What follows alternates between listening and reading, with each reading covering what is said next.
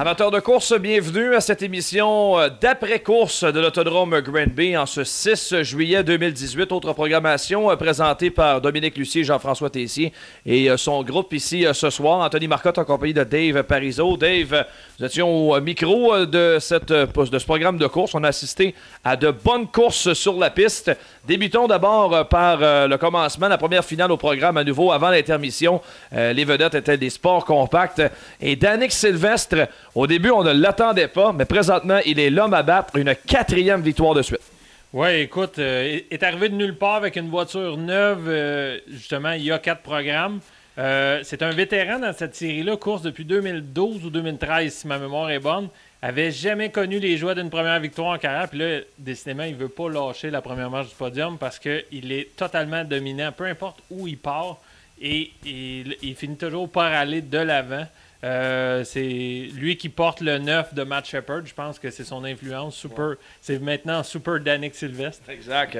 Il était dominant particulièrement aujourd'hui. Là, quand il a pris la première place, il a fait cavalier seul à l'avant. Puis ça a été une épreuve qui a quand même, où on a assisté à quand même passablement de lutte. Christine Gagné, d'ailleurs, s'est maintenue parmi les 3 premiers pendant une bonne partie de la course. Elle a dégringolé à la fin, mais un podium est venu tout près là, pour Christine Gagné. La seule... non, il y avait Joanie Raymond également en piste. Donc, 2 demoiselles étaient en piste aujourd'hui, mais tout de même, Christine connaît quand même de bons résultats récemment. Oui, malheureusement, elle est toujours un peu malchanceuse en fin de course, mais c'est l'expérience qui rentre. Puis, je pense qu'elle a une bonne famille pour la pousser derrière elle. Et c'est sûr que comme tout pilote, elle doit faire ses classes, mais une belle progression depuis quelques semaines. Alors, on vous laisse entendre le gagnant de l'épreuve sport compact, c'est Danick Sylvestre. Danick Sylvestre, une 4e victoire en ligne pour toi. Tu as tombé dans la potion magique ou c'est la voiture qui est la potion magique? Explique-moi comment ça fonctionne dans cette voiture-là parce que tu as trouvé quelque chose. Ouais, la voiture se conduit tout seul, elle va vraiment bien, puis on travaille fort pour qu'elle aille bien, justement. Fait que c'est le fun de voir que ça va bien de même. Mais la track était vraiment rough à soir, fait que j'ai eu de la misère, là. Je pensais pas... Je savais pas été où les autres en arrière, je savais pas été où la groupe, fait que c'était dur. Justement, à tout le moins à la fin, là, tu t'es vraiment échappé à l'avant. Le reste de la compétition était très loin derrière. Sentais-tu à quel point que cette voiture-là était plus rapide que les autres? Zéro. Je savais vraiment pas qu'elle allait bien de même. Pourtant, moi, à tous les coins, on dirait que j'avais peur de l'échapper parce que la track était vraiment glissante. Fait que... C'est ce qui arrive quand un gars domine une classe comme celle-là, ben là, il se retrouve avec une cible dans le dos. Tu sais très bien qu'ils vont essayer de te battre la prochaine fois. Ouais, qu'ils s'en viennent, ça va être le fun, encore plus de compétition. Fait que... Mais j'aimerais ça remercier tous mes commanditaires, Autotrim Astri, Garage Dominique Sylvestre, Pompage Bourbonnais Sylvestre, Lavotech à Saint-Césaire, Claude Gatien, Claude Compagna, Papeterie Coupal, puis Taxi Van Granby. Il l'a appris par cœur. Ça vaut la peine quand t'en gagnes 4 en ligne. C'est plus facile de même. Félicitations, Danick. Merci. Danick Sylvestre qui termine sur la première marche du podium. Chez les modifiés, c'était la 3e manche du mini-championnat mettant en vedette les moteurs W16. Parmi les 5 premiers de ce championnat à la fin, on va piger un gagnant et qui sera parmi ces 5 premiers au championnat. Il va pouvoir se mériter l'essai d'un W16 pendant toute la saison 2019. Au départ de la soirée, Mario Claire était au sommet de ce mini-championnat. Ça risque de changer un petit peu.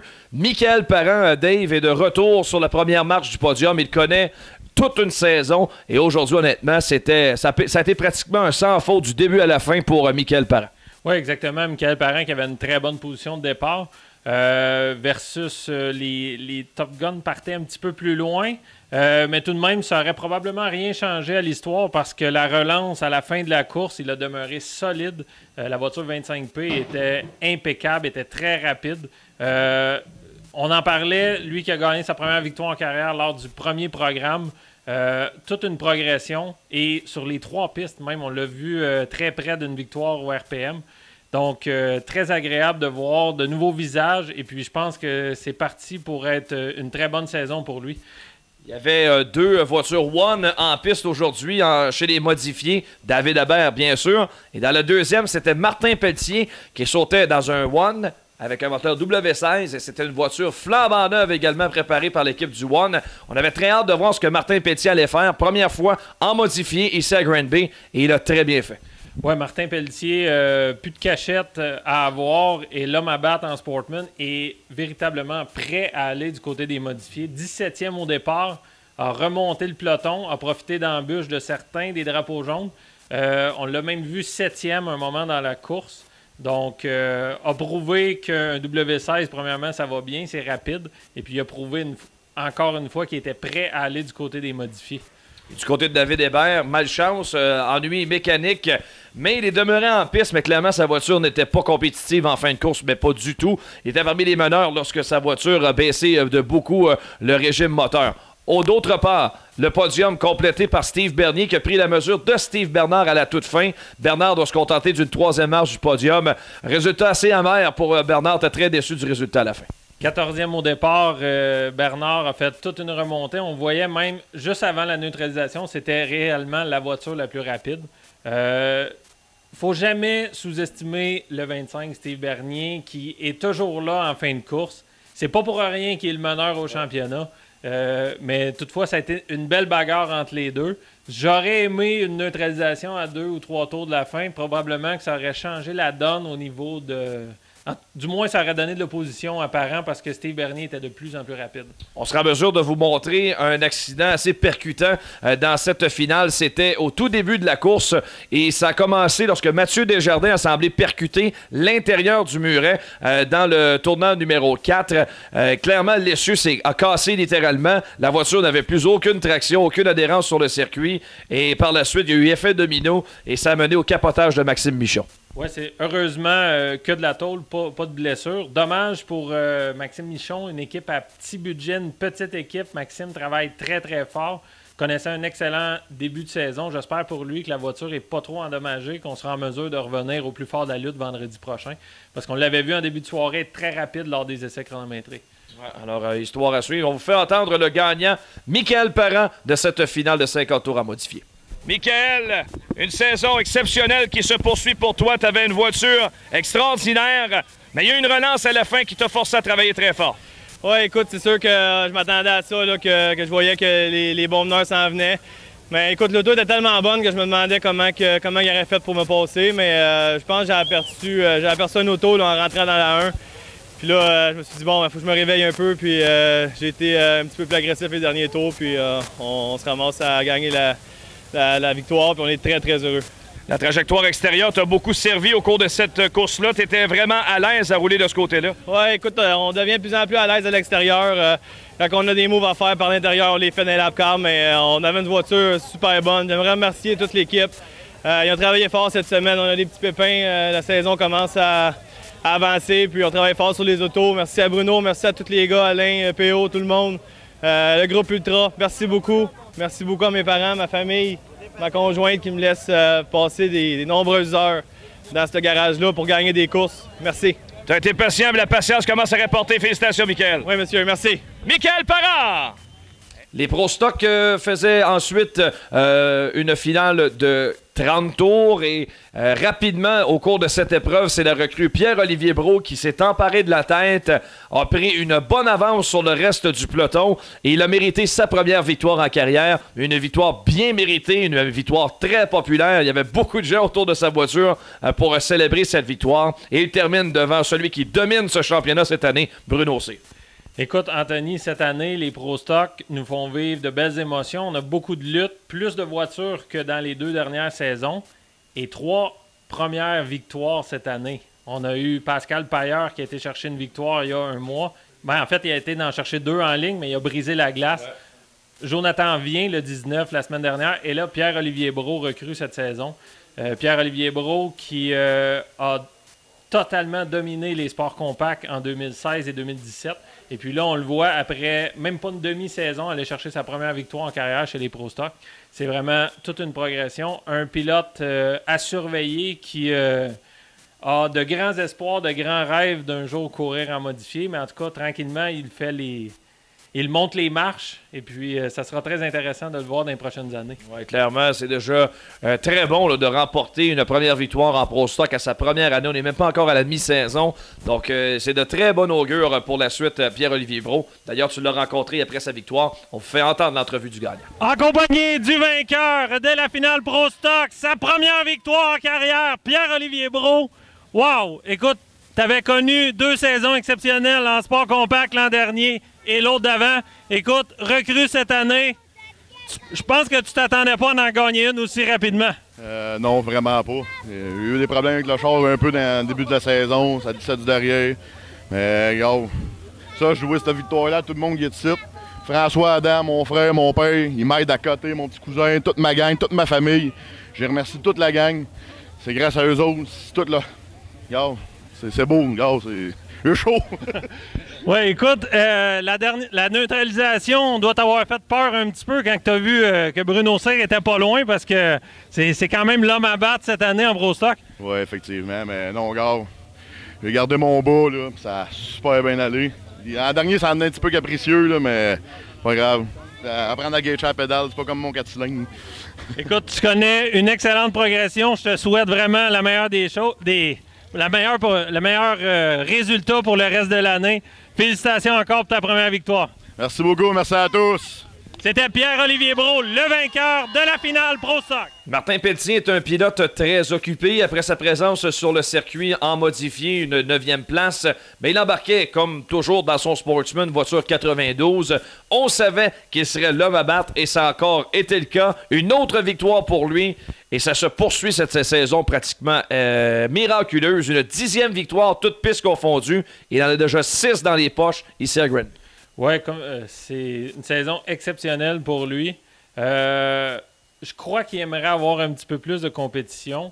On est comme un cran. Tous les pilotes qui terminent 2e disent que c'est presque une victoire de finir derrière Martin. 23e victoire ici du côté de l'Autodrome Grimby en carrière. C'est assez impressionnant. Ça fiche du côté de Grimby, mais partout. Et puis ce soir, assez loin au départ, si ma mémoire est bonne, 11e, a été remonté tout le peloton sur un circuit qui s'en venait de plus en plus glissant.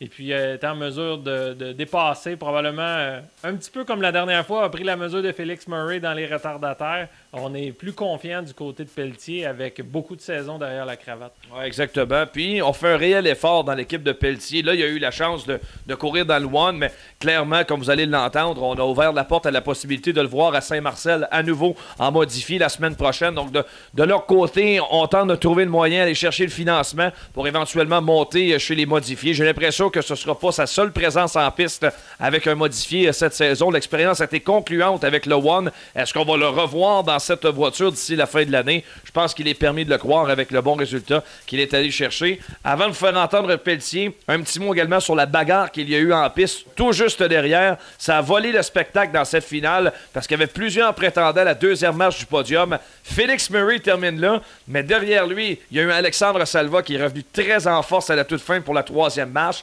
devant Steve Nadeau et également le jeune Evan Racine. Evan Racine qui, on ne peut pas passer sous le silence cette performance-là, âgé de 16 ans, 2e saison complète du côté des Sportmen. Il est très, très, très impressionnant et tu le mentionnes à tous les fois qu'il est en piste. C'est réellement la relève de notre sport. Il est beau à voir aller. Puis, écoute, c'était toute une bagarre entre vétérans et recrues parce que Steve Nadeau a quand même travaillé très fort pour monter sur le podium. On l'a vu relégué au 5e rang. Evan a pris la 4e. Mais oui, la lutte n'était pas à l'avant parce que Martin Pelletier était outrageusement dominant. Mais on a eu une belle bagarre à 4 voitures. Exactement. Puis, c'est Salva, la toute fin, qui est revenu vers l'intérieur. Il était le seul à rouler là, puis c'est lui qui termine le 3e. Vraiment une belle course, une course propre où on ne s'est pratiquement pas touché en piste. La preuve qu'il y a du très beau talent en piste dans cette classe, identifiée comme étant une classe de relève, la classe Sportsman. Alors, écoutons le roi des Sportsmen, Martin Pelletier. L'approche de Martin Pelletier, une soirée très occupée pour toi. Écoute, c'est peut-être pas une soirée parfaite, mais pas loin. Parti 19e en modifié, tu termines 9. Et ce soir, une autre victoire, une 6e pour toi ici, cette année. Ah oui, ça va très bien. Ça, je voulais remercier l'équipe du One de m'avoir fait essayer ça. Ils m'ont fait ça la semaine passée. Puis, on a vu c'était quoi un W16, la nouvelle voiture, ça allait bien. Puis d'autres avec, ça a bien été en soir. Qualification, c'était plus dur. La piste était rough, sèche, collant. Mais l'équipe a bien travaillé, puis on avait une bonne voiture pour la finale. C'est ce qui est dangereux d'essayer une bonne voiture comme ça motivée, tu pognes la piqûre assez vite. Ah, c'est sûr qu'on y pense, là, mais on va voir. Maintenant, c'est quoi les plans pour la suite? On t'a offert un volant pour une soirée. Est-ce qu'il y a des plans d'en refaire d'autres prochainement avec l'équipe? Ah, avec l'équipe, je ne le sais pas, mais ma voiture est dans mon garage avec mon... tout bien le 14 juillet, là, à Saint-Marcel, on va ressortir en 358 vu qu'il n'y a pas de Sportman. Donc, en principe, moi, être en cours... Moi, en piste, c'est sûr, le 14 juillet. Bon, c'est toujours un plaisir de te voir en piste, Martin, puis le meilleur des succès pour la suite. Un gros merci à tous mes commanditaires, Bicknell, Fox, SD Performance, mon équipe, tout le monde. Merci, Martin. Merci beaucoup. Martin Pelletier. Terminons ce reportage, Dave, en lançant le rendez-vous aux amateurs de course. Ça vous tente d'aller voir des courses prochainement. Vous allez avoir amplement l'occasion de le faire. Il y a des courses, évidemment, lorsque vous allez voir cette vidéo en soirée du côté de Drummondville. Cornwall reçoit des courses dimanche, mais retour à Cornwall jeudi. Regardez, je regarde mon horaire. Je pense que je vais me laisser tenter là, pour ce programme de course à Cornwall. Jeudi soir, on va payer 12 000 $ aux gagnants. Une bourse qui est rarement vue là, pour les 3,58 dans le marché. Et on va revenir aux courses encore la semaine prochaine. Puis on s'approche tranquillement, Dave, de la visite des gros blocs lors de la 3e semaine de juillet. Ils s'en viennent ici très bientôt. Oui, ça va être excellent. Et puis, si on se rappelle un peu l'an dernier, on avait eu de belles performances de nos Québécois, particulièrement à Drummondville, malheureusement. Ici, à Granby, Steve Bernard avait bien fait, mais du côté de Drummondville, 2 sur le podium. Steve Bernard est gonflé à bloc avec presque une 3e place à un tour de la fin du côté de Cornwall dimanche dernier. Donc, ça va être très intéressant de voir la participation. Je crois qu'on aura 6 coureurs québécois qui nous représenteront face aux Américains. Exactement, c'est sans compter tous les 3,58 habituellement inscrits qui y seront parce qu'ils n'ont pas le choix de le faire s'ils veulent rester dans le championnat. Les points de présence, en fait, doivent être sur la piste. Donc ça s'en vient le 23 juillet prochain, lundi le 23 juillet. Si vous êtes en vacances, c'est le temps idéal pour venir voir le show de l'année à l'Autodrome Granby. C'est le 23 juillet. S'il y a pluie, c'est intéressant. C'est Granby qui a préséance sur Drummondville pour la date de pluie du mercredi. Alors s'il pleut le lundi, on revient aux courses ici le 25 pour présentation de la série Gros Bloc. Alors ça promet. D'ici là, on aura d'autres programmes, dont vendredi prochain pour la soirée Acier-Ménard. On va vous présenter la Coupe du Maire. Et ce qui aura d'intéressant, c'est que les Slingshots vont pouvoir essayer le petit circuit, le Mini-Drome au centre et le circuit Jaudoin et associé. Ça promet. Coupe Canada. On va accueillir des pilotes de même de l'autre côté de la frontière. Donc ça promet pour vendredi prochain. Oui, ça va être très intéressant. On a eu la chance de les voir il y a 2 semaines à faire des essais. Donc, ça a l'air d'être un circuit qui est rapide et c'est une belle relève. Maintenant, on a un mini-drone du côté du RPM Speedway. On en a un ici, un à Drummondville. Donc, on est en train de bâtir une relève. Et ce qui est intéressant aussi dans cette relève, c'est qu'il y a des filles et des gars. Donc, ça va être bizarre. Pas bizarre, ça va être très intéressant de voir éventuellement des générations mixtes comme ça. C'est de bon augure pour notre sport pour le futur. Sans aucun doute. Alors, c'est comme ça qu'on met un terme à notre reportage. Merci, Dave. Ça fait plaisir. On se revoit la semaine prochaine pour un autre programme de course à l'Autodrome Granby.